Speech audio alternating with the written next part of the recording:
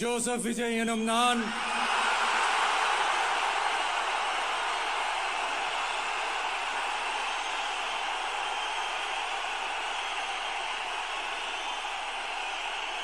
சட்டப்படி அமைக்கப்பெற்ற இந்திய அரசியல் அமைப்பின்பால் உண்மையான நம்பிக்கையும் மாறா பற்றும் கொண்டிருப்பேன் என்றும் இந்திய நாட்டின் ஒப்பில்லாத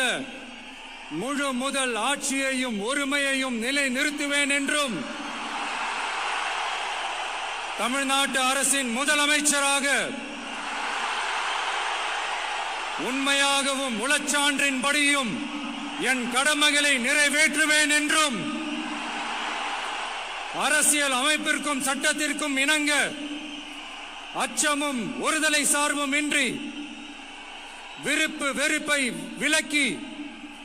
பலதரப்பட்ட மக்கள் அனைவருக்கும் நேர்மையானதை செய்வேன் என்றும்